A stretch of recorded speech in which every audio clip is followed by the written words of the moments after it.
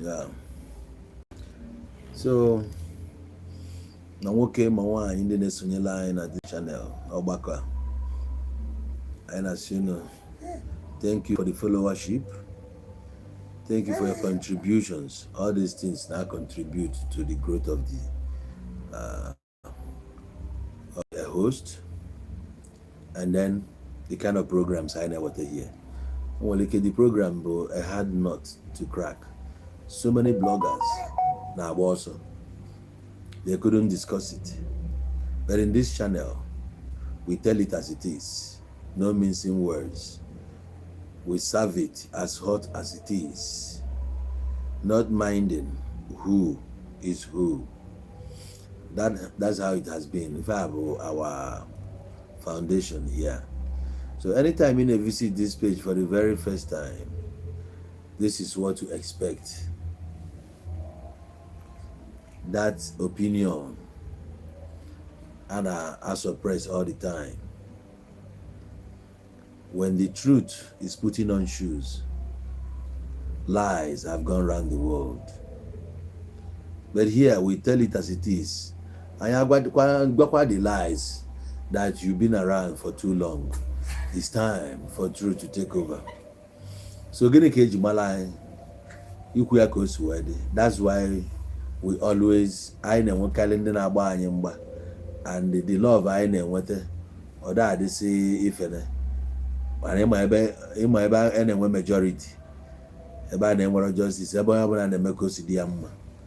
no discipline. About when try getting discipline, you will a disciplinarian, it is very harsh, it in can and cause. And you and I knows very well that if you change the narrative about Igbos, we see inside Western civilization, Eba Nemere encourage, he treat Mazi in a manner I deserve. Kavara Puifu, they treat Befa with kid gloves, and today they the result. But I wasn't know why, as it was back in the days. I never faced the consequences of our acts. I know I am like a champion into a fiber today. And now looking at the ones growing up, Indiana kid gloves. I went out for the product, a bonage. Some end up blue gay. Yes, everyone working at Tamoki. Some we can tolerate, even a family, they can run a family. So many things are never at the same time. As a result of I rapple why even in adjust the chorus. When I abone what a discipline nifin and you get a different result. And all your body well discipline don't work case affair. The buy actually my fan about discipline until Omelo far. Now let's look at Lagos State. Acquire for Ifeneme na Laba International. On the news. They were paper phone again, full bulldozers. Everyone on demolish buildings. Some people are there bendi Igbo. Ogemono Bolone. Agbagi no Juku Bosobial a commission, Mokwaro Bosobial. Nafia. No Kurobel Aqua West Indigo. Fazuzbe by every yellow was even and so forth. But Ojuku Amugo Ojuku Belakwa I can ebequia now. My name I go only Bobula. Only we not upon them now. Now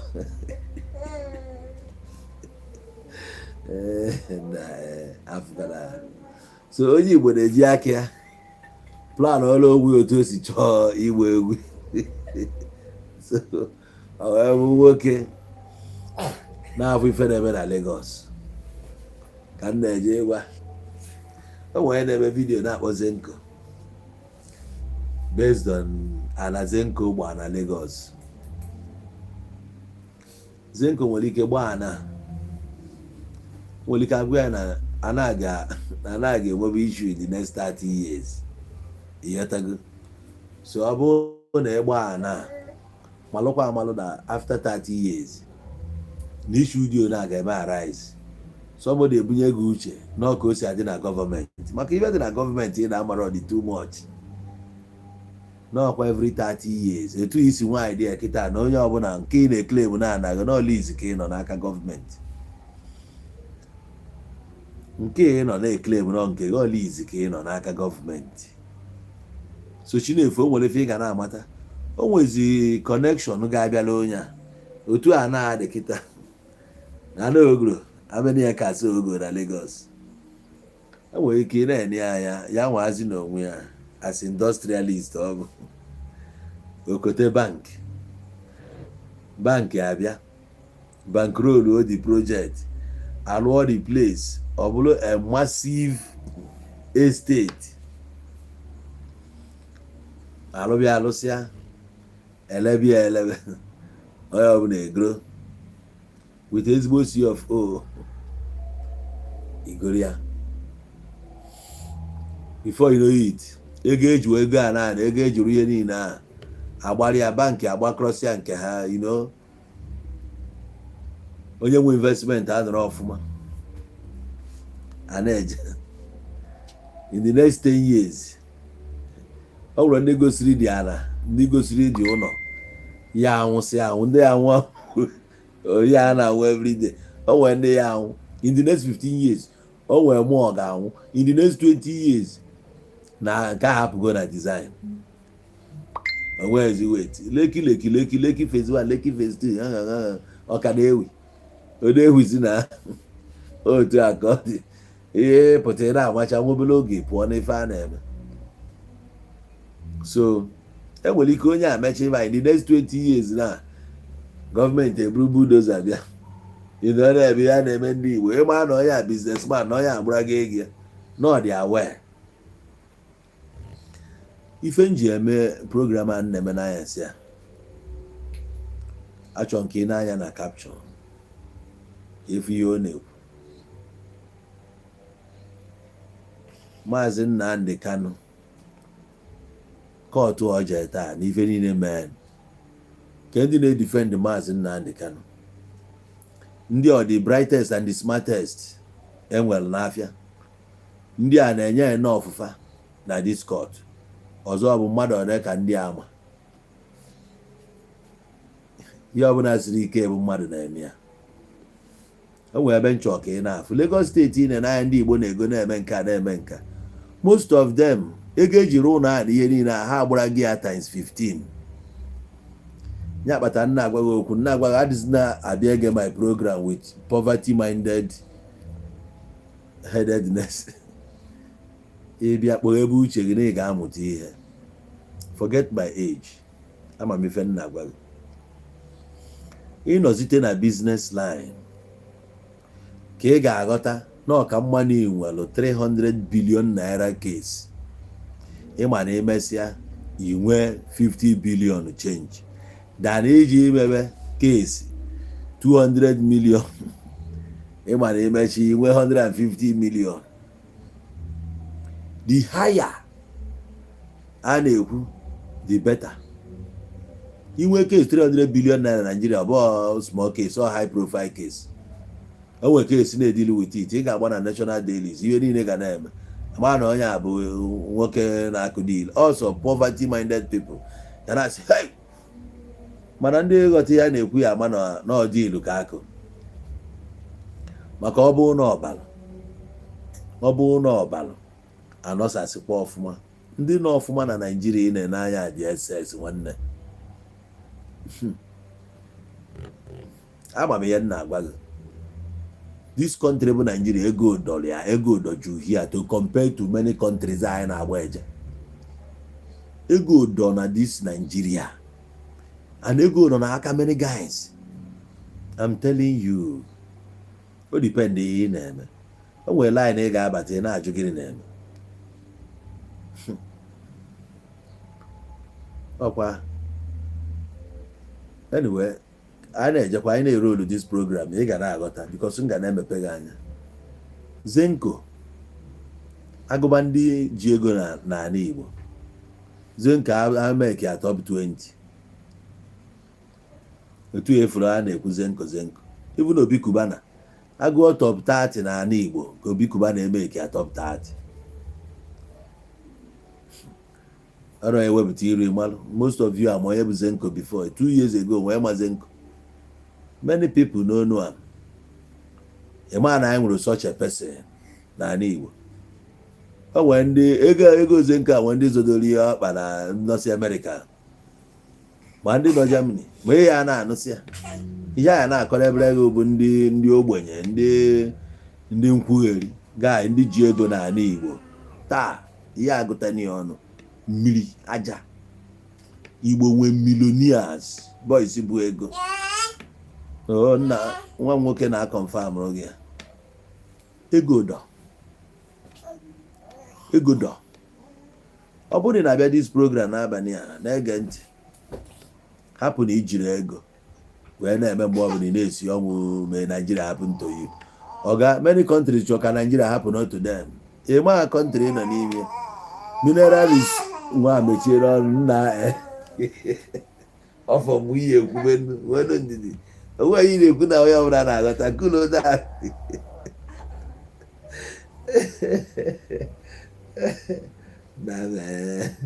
ka ihe ọ na so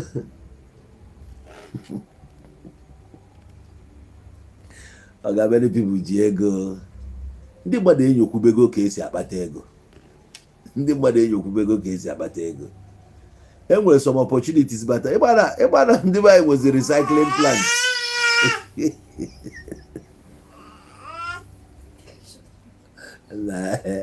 Obinna welu dị na time gheru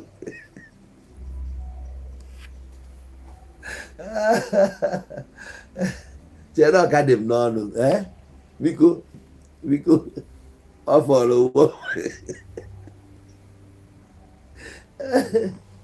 ọ bụrụ na itopụta mmadụ mgbe a ghara anụ ihe na-ekwu ahapụrụ gị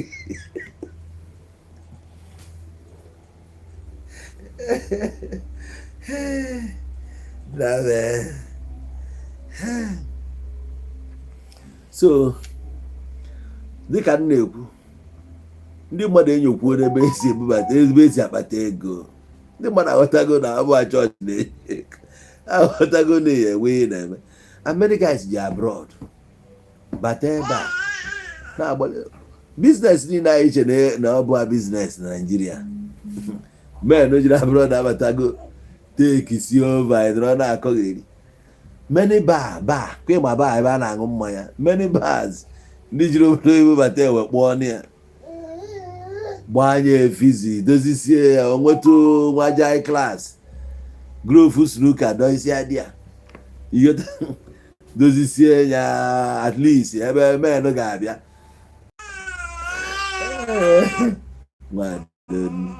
na-akpụzie n'ụra ọgbọ dị na njiya na uchara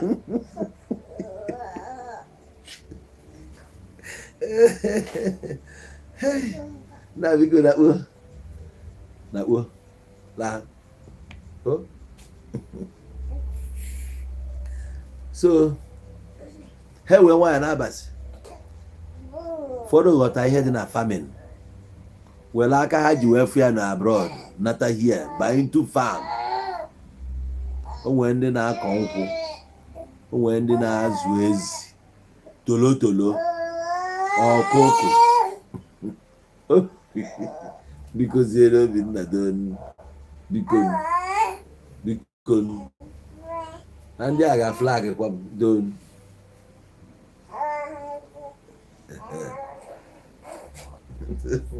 so ụfọdụ na-azụ ezi, ụfọdụ na-azụ ewu, ụfọdụ na-azụ ọkụkọ, ụfọdụ na-azụ azụ, ụfọdụ na-azụ ejuna, ụfọdụ na-azụ ero and so many other things. Ọ na-eme ya na-agbala ego. Ụfọdụ bala into cassava processing. A na-process akpụ. A na-ebupụ ya na Nigeria steady. Ọ ebe onye jedebe ka ọ madebe. So many people pull up afugo better chances of making money. They are here. Ịpụta n'ilo, the kind of cars ị na-afụ na Igbo, o siri ike few other places in numbers. Ọ ihe eji ama obodo na-eme ọfụma. onwe oge bụ na-epụta na mgbuka obosi chinakwa eji na mgbede motosaịkụl echi enu na ana today ọ dịghịzi like that. iruo di many guys na-agba moto di ya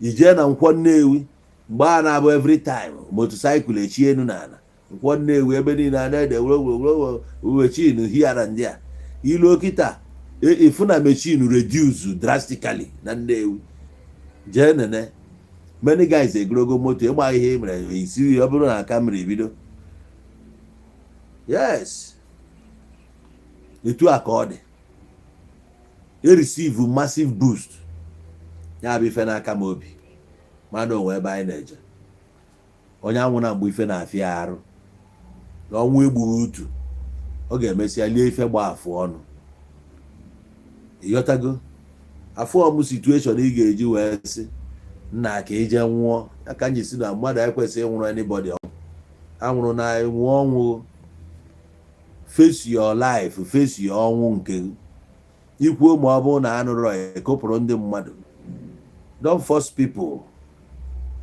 Ideology efo ada force ya force ọ na magnet because n'eziokwu na-akwụ ọtọ. I cannot destroy people's ideas with some kind of rhetorics that no just their emotions. Why onye ba ji wee dizie so comfortable if I ga na-ekwu all the time bụ all the ihe ọjọọ federal government na-eme ndị Igbo na ebe anyị fụsị loopholes ebe ọ na-ada efeve anyị why anyị ji capitalize ya why na ya ada check ebe ọ favor anyị i check ebe ọ favor anyị most.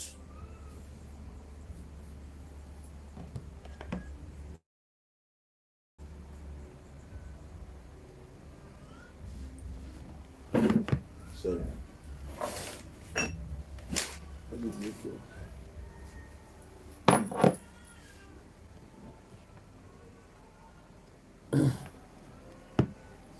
So why na ya dey n'anya ebe ọ favor like most?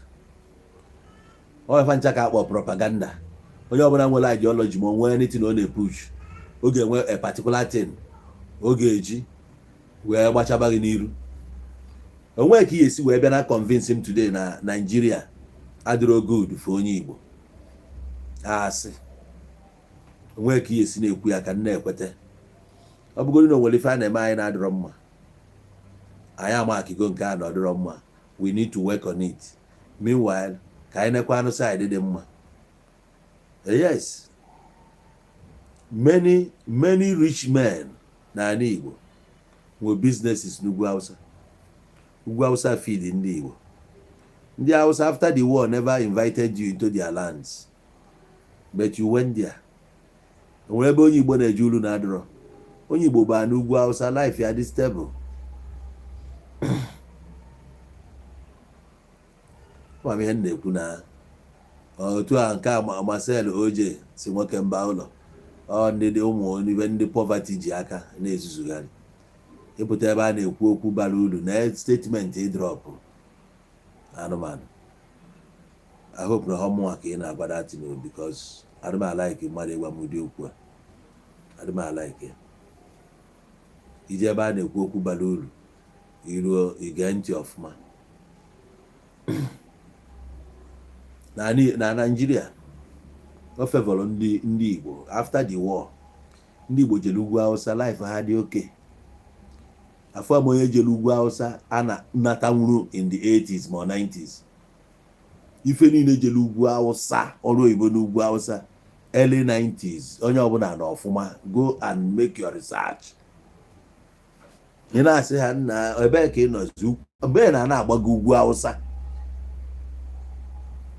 as at 1987 1986 ndị Igbo na-azụ moto pass na Maiduguri. Ndị Igbo eburusigo ego dị a. Go and make your research.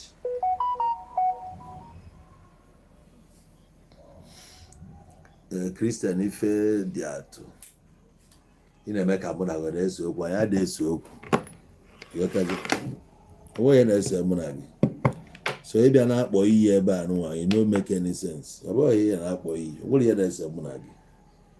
Ọ bụghị Biafra ya esela anyị okwu. Ihe ọbụla m na-ekwu ebe a nke ọbụla bụ asị kwuo na asị ọbụla amụgogo by 87 ka anyị debate go to that side. So ị ga na-ege ntị abịa n'ịnụ ọgụ maka ọ bụrụ na ị bịa ka ịnụba ọgụ egbe mmiri ya agbagbu nne gị na nna gị n'abalị a.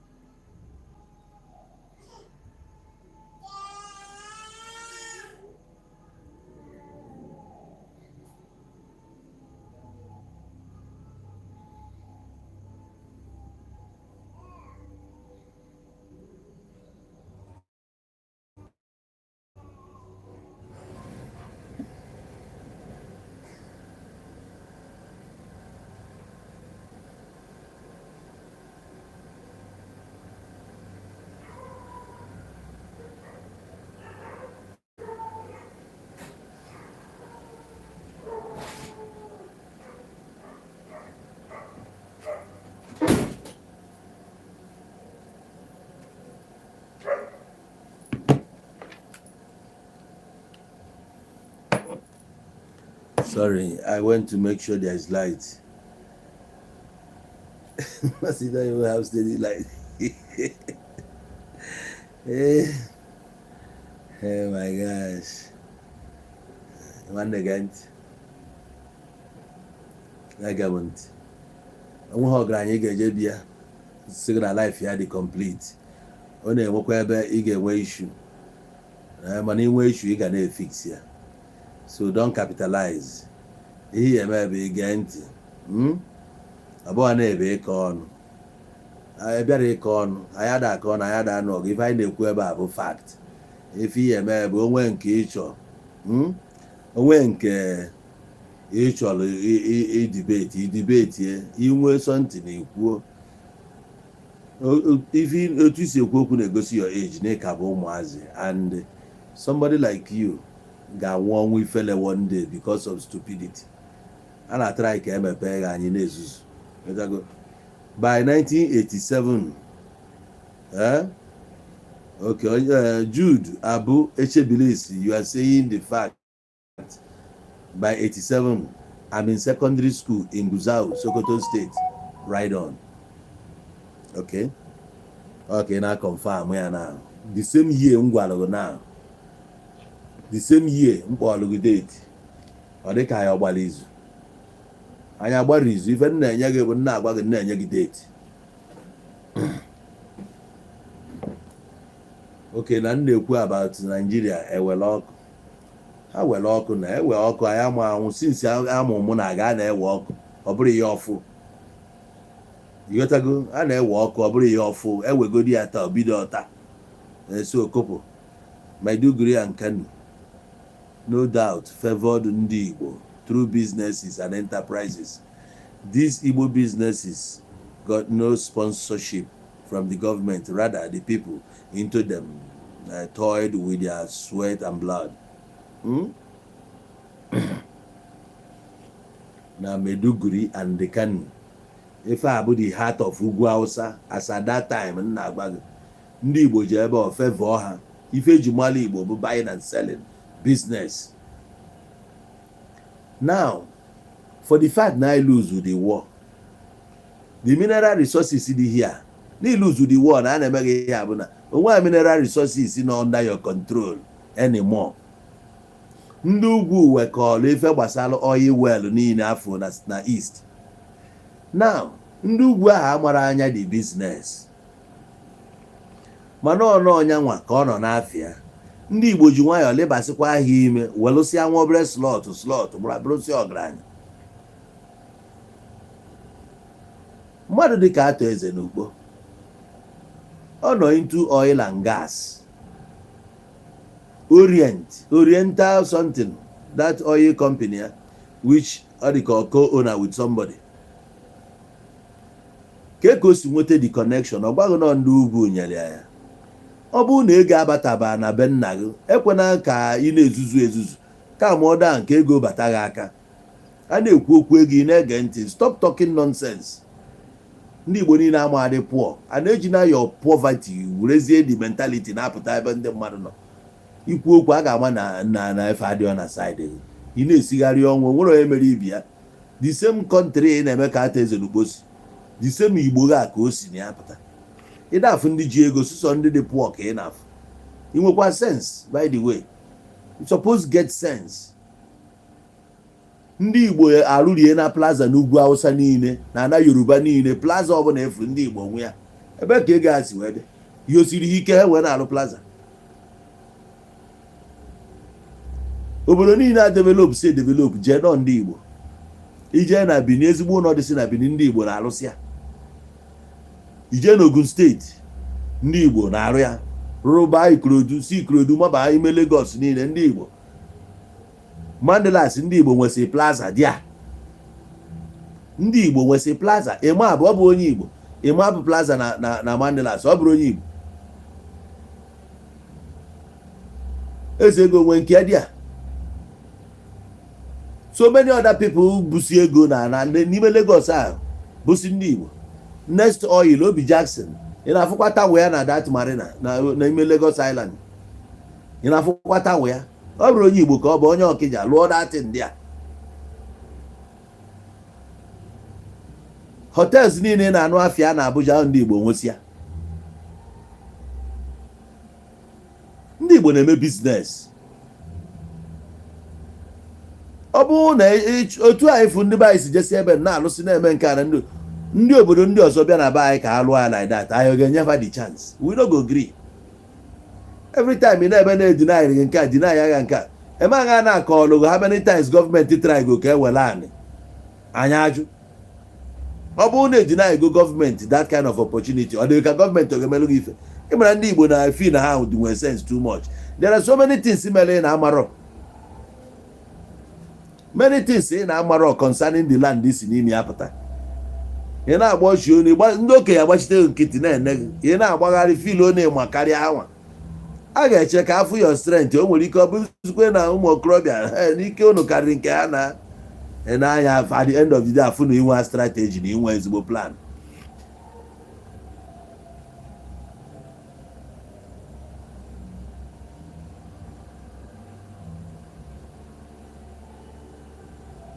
O nwere comment I ga-etake from YouTube. Dan speaks. Yeah, Dan speaks. Us, my brother, please stop all this your ignorant talk. Underline, because you know that we the Igbo people could have been far in technology and innovation. Buying and selling is nothing. Igbo people is not free. If we've had poor mentality.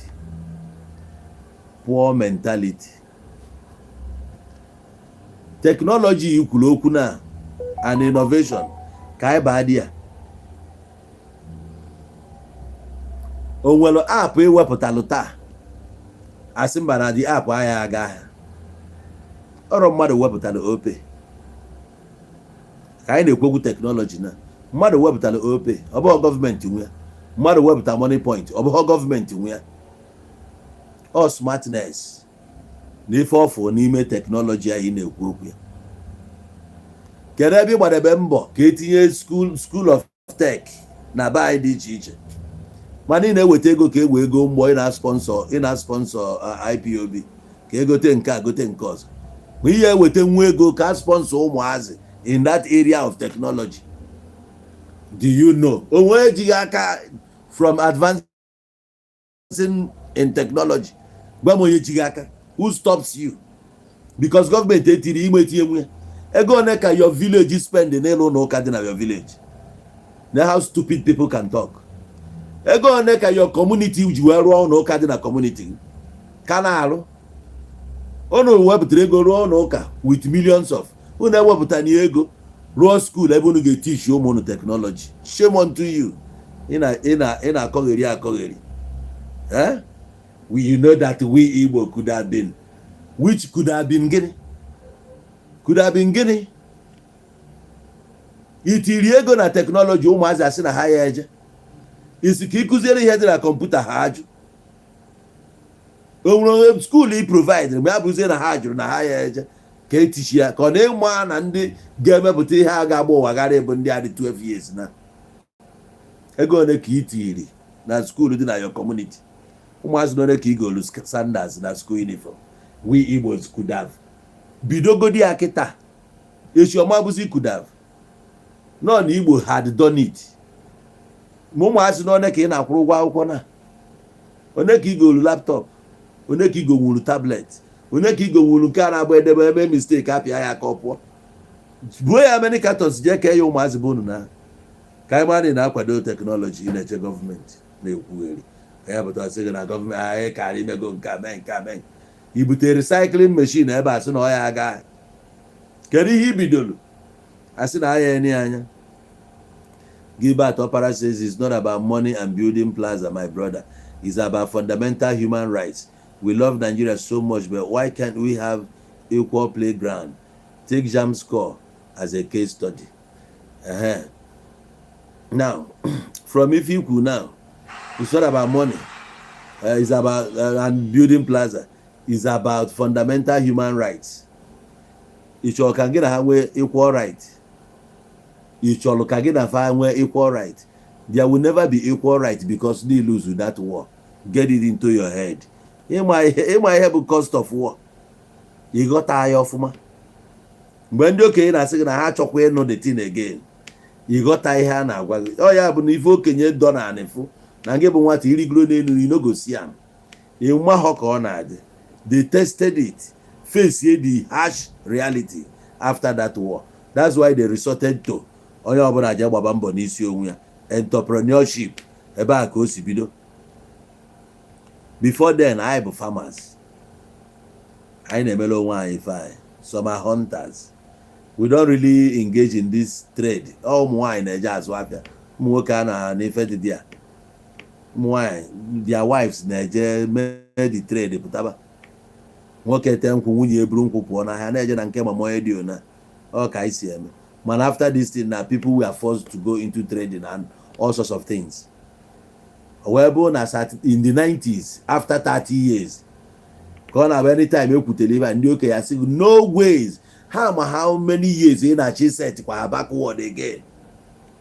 So if after 50 years the final slack it to down, you talk you will still go back again. So malo ifebu human rights. Onwe reason slack area India. Father enjoy here which you can never enjoy. You won't give Jababusi blacks in America over a little thing. Manocha Gana kuli police ye police and there's a mangibu black you in yaka abag. So in a quick ignorant dog one boy and yaga seen a ignorant. You might able a victim of war. You marrow Germania today. Go and know it today.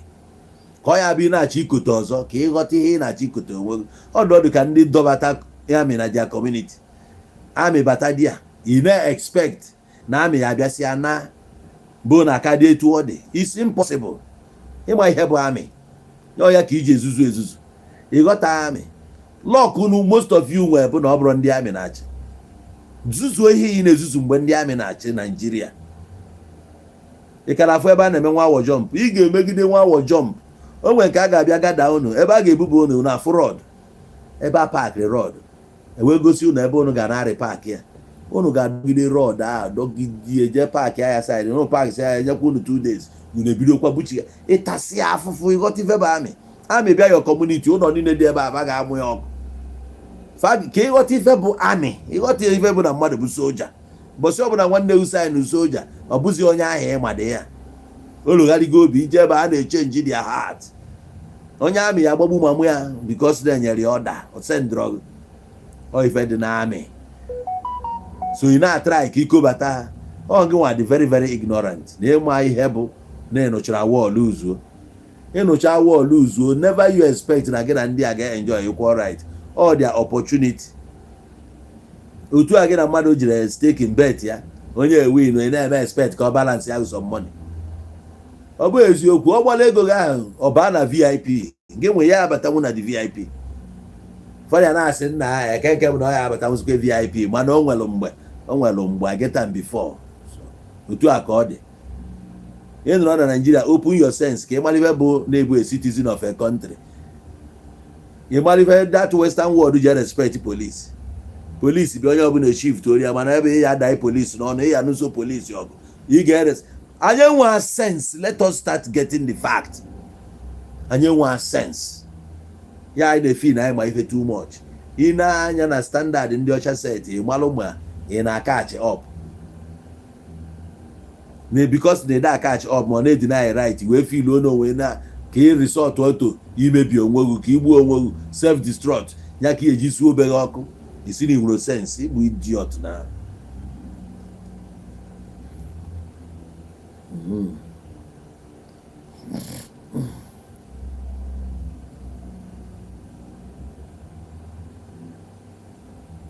Marcel OJ.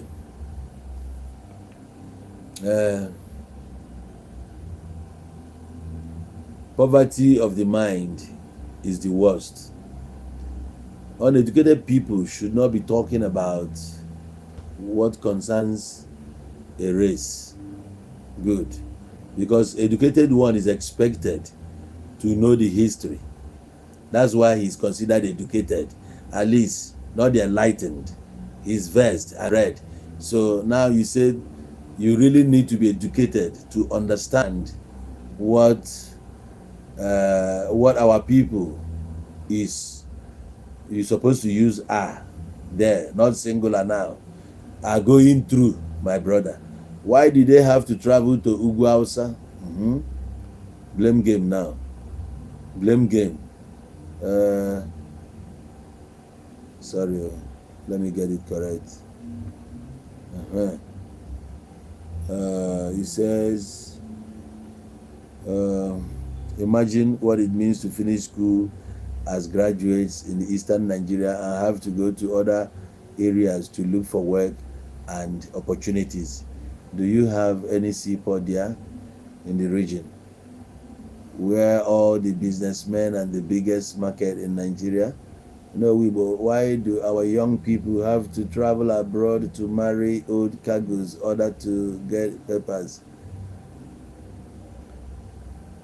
This is what I've been saying. I the two traveling overseas, was it forced? Did anybody force you to travel? Did anybody force you? Oh, your greed. Your greed, Bujega abroad. You want to be rich. That is it. You travel abroad because you want to be rich. You feel Nigeria is not enough for you. And now that you have traveled abroad and back, let's check how much you have. Let's show you how many people who have made it in 2 years here in Nigeria. And you went abroad to spend 10 years, coming back with whatever somebody must have made here in 2 years. Nobody forced you abroad. You went there because of the beauties of what you're seeing. You said that they had to go and marry their grandmother. Nobody forced you. Did you travel to stay there or you travel for visiting? When you are traveling to stay there, then you face whatever comes your way. They didn't invite you. You went there. It's you that want paper. That's why you face an old woman. And it's a good lesson. Here, a single mother is not considered worthy to be married. Now you have gone there. You have seen what it is like. Now we attach value to our women. Without going there to marry your grandmother, would you have attached importance to our women? You talk to our women anyhow. You expect them after their daily hassles to come back home, serve you food, take you and bath you, even fuck you, take care of the children, dress the bed, do everything while you are there. You have gone there now to even be with an old woman enough to be your grandma, and you are doing house chores in that house. It's good you are educated. Now coming back here, so you know you value what you have. In this country, nobody is asking you of ID. Yes, you are free to walk about. Tax is not even forced upon you. If you like, you pay. If you don't like, nobody cares. You are free. You move about. You go to your business. You cite your business anywhere you want. You even have a house, C of O. C of O, your landlord, they are talking. No mortgage, no bills to pay. You are talking, my friend. Go and see that.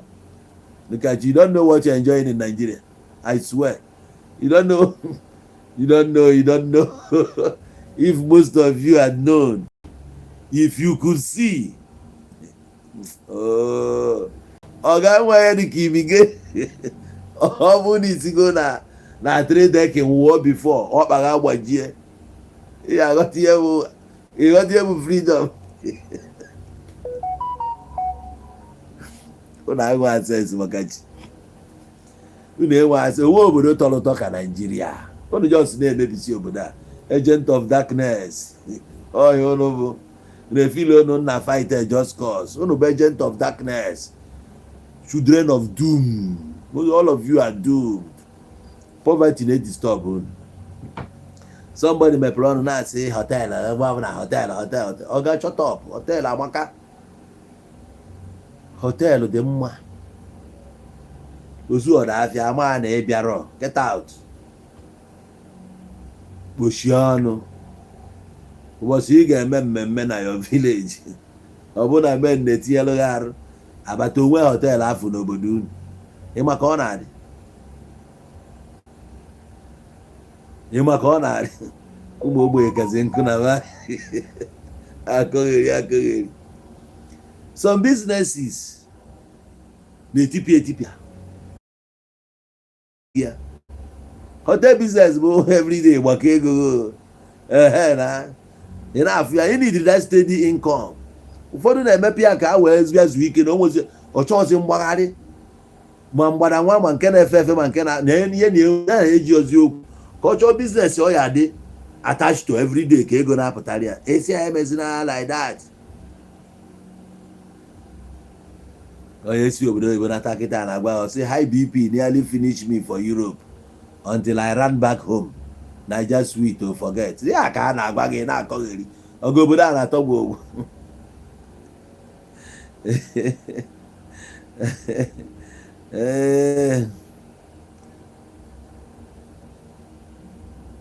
Give out opera. It's not about feeding my family or whatever. Even Nagbaga toward Ono Weibo cannot be the same Ono Weibo, 2015. She know if I am advanced, I've seen a lot. If I'm out for that time, I have to go me now. So what I'm telling you is true. Okay, go na to but go every year go na Nigeria. Makachi. You can $20,000 bata Nigeria. One name of you imagine 20,000. 1,000 1.5 million na. 10,000 15 million 20 but 30 million. You were 30 million bata Nigeria. Okay, mo kuba na. I want to you. E bata eba, you got tired bu na bata Nigeria. Okay, Mazi na dem okay nkwugharị na anwụ na ọ na-eme gị affect na brain. Na what to you?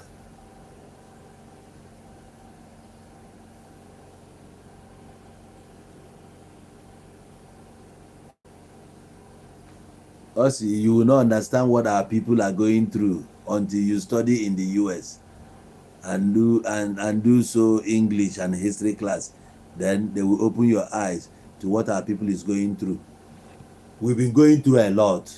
I don't need to study in US to understand what my people are going through. I know what we are going through. Oga mali ndị a niile akaji anyị. And ọ bụ ọsụsụ anyị ka akaji. Mana as long as emepela space na anyị ga na-alacha ọyị. Oga anyị ga-adị oke na-eme ihe anyị na-eme.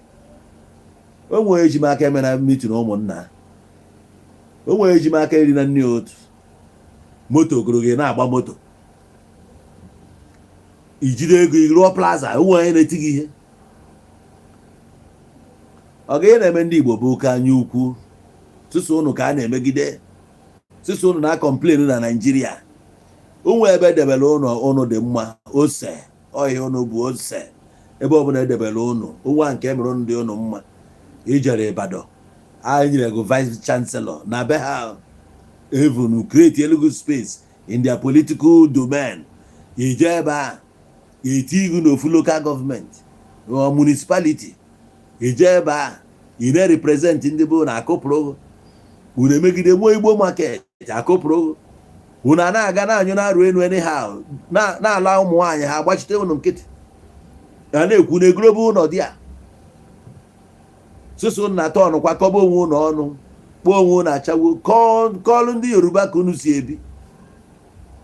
Still a na-emegide ụlọ akpọrọ ụlọ asị, enene ndị enukpọrọ gị asị fụ na ndị agha sef na ọ bụ na unu nwụrụ haf ụdị obi ha nwere ya, unu agha na complain. Ndị Yoruba bichakwa be ha da brown zinc, onweba nke kpọpụtara sinetọ ha, onweba nke si na gọvanọ asị na ọsịa ya, mana n'ebe anyị everyday anyị kpụ gọvanọ n'ọnụ, politicians anyị kpụ ha n'ọnụ, yine n'ihe niile akpụ ndị a n'ọnụ, onwe nke na-eme ọfụma from A to Z, ha ncha niile onwe nke na-eme ọfụma.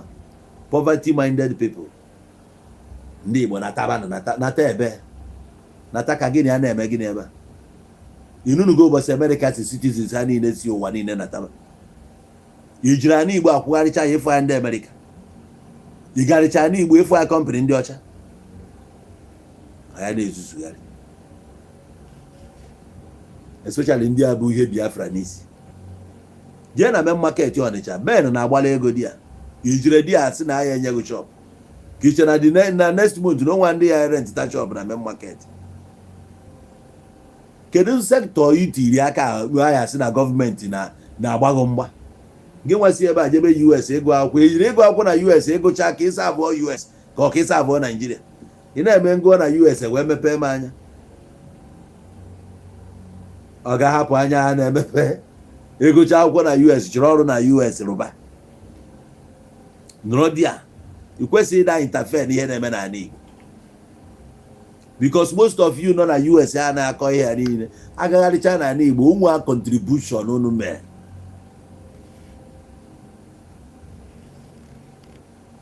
All individuals na-eme ya. anyị afụbekwa National Association of Nigerian Students ka ha na-abịa na-emesi some certain things na our schools ka anyị na-afịa na-donate gasị ife dị anya. We don't see am kopono renu nwayọ mana adịs na agba oke speed abụ na ya emepeghị anya ka oga we have been through a lot. Likewise, every other tribe in Africa have to go a lot. You be now with people of different tribes. No one na complain no ka even Congo and federal government has na ebu ga ele. Ka je ba subo Igbo then they come. E na eme ka egwu ule. Ụmụ obili Igbo ka ụbọchị apụta. Ha gbala ego ha. Ka ifu agba hapụ, ịma agba hapụtara. Ụmụ obili Igbo nke nya. Ha wepụtara ihe onye ọbụla n'idiri egori ya ya emeghị ọgaranya bụ services ị na-ere nda ka ihe ị na-eme na-aka anyị mgbe ọbụla federal gọọmenti ndị ụmụnne anyị basị into banking nọrọ ọfụma, ụfọdụ bara into oil businesses nọrọ ọfụma, ụfọdụ nọ into dredging nọrọ ọfụma, ụfọdụ nọgasị so many things na Nigeria. Ọ ga-ebe si achụta ego ka nkụ position onwe ụsọ ngwa ya bezida nkwugheri Zenko bụ foonu ka ọ na-ele, ọrụ foonu ka ọ na-ele. Ị bara n'ahịa foonu kịta in the next 20 years inweta nwa connection China na-ebuga containers foonu ga na-abata, mana ị ga-ebido humble onwe gị gba abọ ka ị mata ihe a na-eme. Ibido nwa obere ị na-epush unless ọ dị nwa vision. Eji m onwe m amalụ gị atụ na mgbe njelu na South Africa ife mbụ n'uche wee jee onye ọbụla mana ihe a na-eme dị ya bụ ihe mbụ n'uche nru ebe ahụ nnọọ dịka asị na the thing na work against me. Connections niile nji nke kpọkwara na-agba n'ime ime nke kpọkwara na-agba ime ụfọdụ deny na ha mahadum owedo anya na ihe anụ ha abụkwa ihe mbiri ime n'obodo a na a ga-eche njikwa egwu a wee decide ya oyi nwoke ngwa m gosi m ka esi alụ fon 2 months nji wee gwasị ya datin ọ sị na m je gbabara onwe m mbọ nwa m wee je gbaba mbọ eghetago je gbabara onwe m mbọ mfụkwara na onye ji fon anyị alụ nnarị ya enwekwuru m ọnọdụ ịbịa ma nke mma ma nke m amarọ mma ekweta na amanya nnalụ gị ya nje ebe na alụ ọnya mbịa ya kwụọ m ụgwọ nye ọnya nke ya jiri my commission mmadụ akpọkwa m fụkwa etu nsi afụ ka nsi ajọmp robot ọ bụ na-enwe ya bụ ijọmp robot ọsọ ndị nọ Joburg ga-aghọta ndị nọ South ya aghọta dị lamba ijọmp robot na jọmp robot guys afụ na m dị mean ọnwụ nwara kpọọ m sị m ị na-eje ebe anyị na-eje na-ego ife dị ona na ọ na-aba nje ebe a gobe the thing chargers ọbaba from ofu mkpụrụ chaja onwe oge efu elu chaja dị na shop m line up abazi m accessories nke ọ bụla ihe phone na everything concerning phone ga-adị na shop ma otu a ka m si megide ya wee ruo level nlu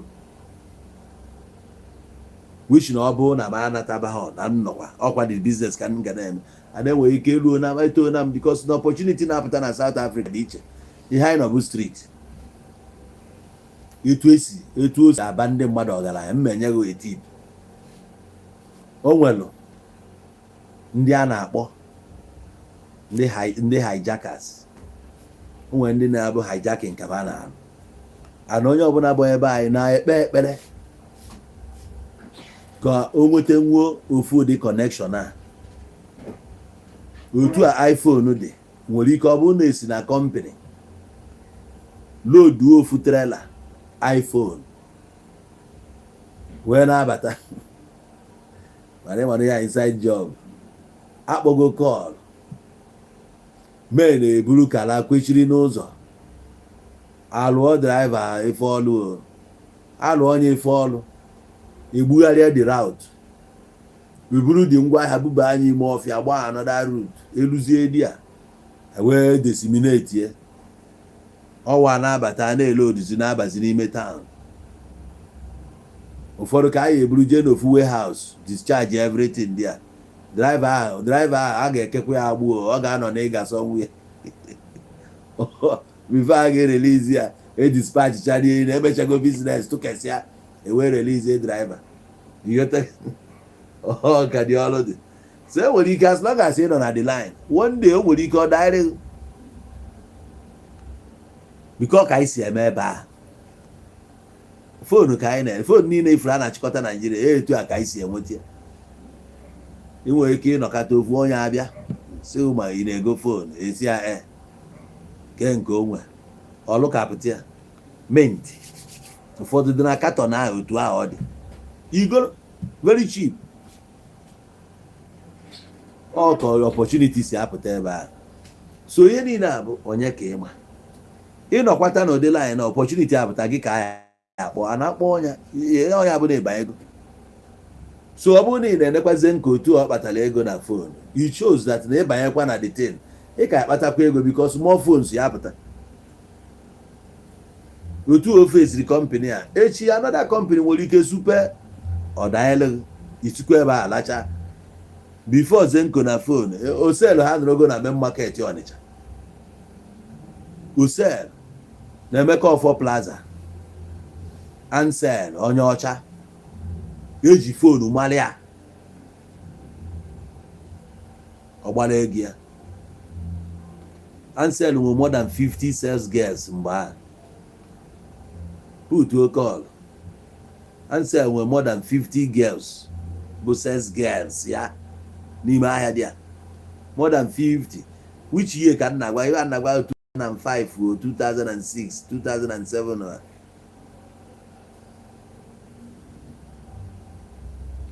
mba ana m alụ fon na ezuru m ori abụrụ m onye ori ezinụrụ m ori n'ụwa m niile ezunụrụ m ori adị m ezu ori iwetara m fon egoro m ịghọtago mana m na-eme sure na nga inwe ya ọ bụrụ na ọ nga inwe ya iweta risiti iji wee gị ya ịghọtara ana m ejekwa na pawn shop goro so nwafọ Ifeanyị Chukwu ọgụ a confirm gụ ya mgbe oselu na ebe a enwe Azenko den so Ansel a na-eme ihe ọ na-eme megide biznes ya taịm nke ya ga Zenko a nụrụ ọgụ so Zenko a nwekwa mgbe o ya apụkwana ya na-eme nke nwee take over o nwere onye mere ibia ihe niile ebe akara aka ka ekis position onwe gị iposition to onwe gị ọfụma iribe nnu so ka arapụzi ịda afọ Nigeria bụ a very great country, opportunity juru ụmụnne anyị jere Lagos nọrọsi ọfụma ịtọ na East ebe a na-akọgheri nna nke a ndị agha ekwe na-agwa gị ndị propaganda agha ekwe na-agwa gị ụdị employment ụmụnne anyị na-enyesi ụmụnne anyị. Siso Ansel mere over 50 girls employed n'ime ahịa nke akwa nwa obere ime ahịa ị na-afụ na Ọnịcha many things ka a na-eme di ya. O nwere my guy na US now enwe ife ọ na-azụ mgbe ahụ my guy bụ condom ka ọ na-ebubata latex condoms ọhịa ọ na-ebubata paket ya bụ anyị nwa na-arụzi ya weti nke kandụl a na-apịa ka iweta dị condom mkpụrụ na atọ alụcha paket iwere ya iti anyị nwa na-esi ile esi iti ịtọ isi ilo iti ịtọ isi ilo onwe nke kọtụ na idebe ya na ọmụmụ bụ na ebe n'isi bed mee na-ekwe enu condom so now ebe anwa the guy na-akwụ almost 6 people ụgwọ ndị na-esi ilu ya datin ọ na-enwe ya steady esi ilu chakwa ebuba anyị ime ahịa siso ya nwa 2 shops ahụ nọ ọ mere mmadụ 6 employed. Mana some people will not like to go and undertake that job. Ọ chọrọ nke na maka ọ nụrụ na ego mbute ọ bụ na millions ada abịa ihe anyị na-achọ anya ukwu na-enye ndị Igbo nsogbu greediness. Ndị Igbo dị too greedy. Nwa 20 years chọrọ ka ya na-agbaji ya loke. Nwa 22 years Kanu school chọrọ ka ya bụrụ na millions na-abịa. Onwa nke chọrọ iji nwayọ na-aga. Nwa dị 13 years nọ n'ụlọ akwụna nkọ kedu ihe ọ na-achọ dị ya? Ọ greed, anya ukwu. Anya ukwu ka nwa 14 years ji jebe ga-enyeta ụwa obere ego ka ihe enjoy ya Nigeria. Ya bụ ekpere na ekpere ego make Nigeria happen to you. Ihe na-afụdebe ebe na-ewere ọkụ nya ka ị na-afụ ọ ga ha were ọkụ ma ndị immigration hapụ m aka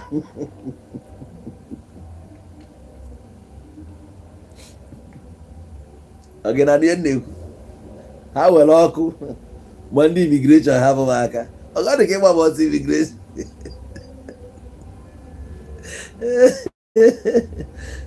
ndị ahụ bụ immigration education dị mkpa ọ bụ ọsịsọ nke emere na classroom.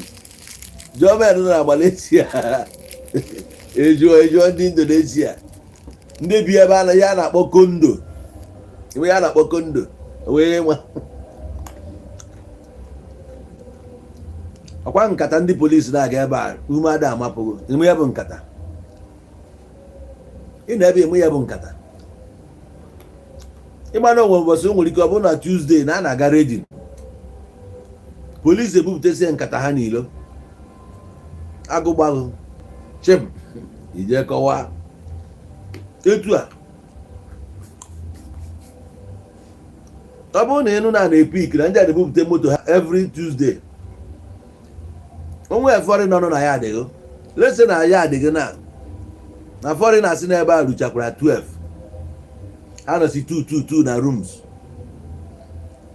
ka bụ Kenya onye ya na ya bibu onye Rwanda ka bụ onye Cameroon onye ya na ya bibu onye Niger ka bụ onye etu a ha nọrọsịa on Tuesday as landlord ebu ịma na ịma like ka ndị eke boss for this house nwe ka o si dị ọgụ nwaanyị eme ha lat nna onye ọbụla chọkwa wee ya n'ihi nụkwa na ndị a na-abịa echi ndị anụnwa na ọ bụ na iso na one of them ị ga na-agba ọsọ anọsị na-agba ịma ebe ị na-agbaje ebe anyị na-agbaje gbanwe ị na-abịa na-eti moreno ụdị a na-achụgharị moreno na moreno agụgba weta akwụkwọ enwere ike home affairs agbatịbara gị akwụkwọ ga aka na aka ịkọ ị na-akwụgharị akwụkwọ adịrọ ididi ndị so ihe nọ bụ ị na-agba ọsọ it doesn't matter how many years ị nọgoro n'obodo as long as ị nwe akwụkwọ old boy ga akpụrụ naanị ekepụta ilo ị ga-agba ọsọ even as at that stage ị ma na-emenwuzi case anyị agbakwughị ole kwari onwe gị ugwu ọ bụzie na nwaanyị obodo ka ị na-alụ chukwu akpọọ na gị ọkụ onye ji opportunity a na-echighị anya na o nwere ike ọ bụrụ onye be anyị yiburu ya bifo hichaa ya dọmpụọ iwee bịa daa ị na-achọ akwụkwọ iyi enweta ebe akwụkwọ ụkpaka nwaanyị ịya na-asị efere nwee nke ya asakati onye ọkpọpe paịpụ ya gbojuo olu gị ya dị ya ga-ekwu nwoke n'okwu ị nwere akwụkwọ ị chọrọ ka o suo gị imi ihe sọrọ akọ ya na-eme ọnụobiri ọsị debi eme ihe ọ chọrọ iri kịta ị na-akpụ iyi a ga-enye gị akwụkwọ ahụ mana ị ga-eri arịrị n'ọnụ ọkwa bọs gị na ya eso okwu oje tii divọs ka emebi akwụkwọ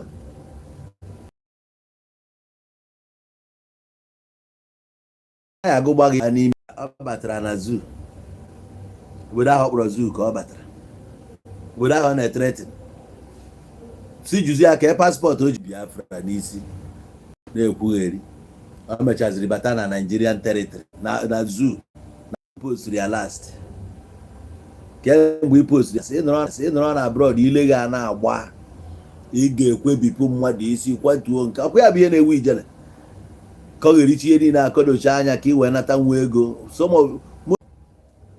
last elebataziri na Nigeria obodo ahụ si na ịgbara paspọtụ ya ọkụ depụtasị na ha chọọzi ihe nite na ha ya eme nke a mee nka nsị na ka ị na-ekwugheri finally ụnụ na-ebatasị nwa obere onye rịbata pụta immigration Nigeria subata gị ka akwụkwọ ị prezentịrị tụta Nigeria ị ga-egosi visa gị visa adịghị ya you no go enter the only way ị ga-eji bata nwa ohi ya without immigration hiccups bụ na iji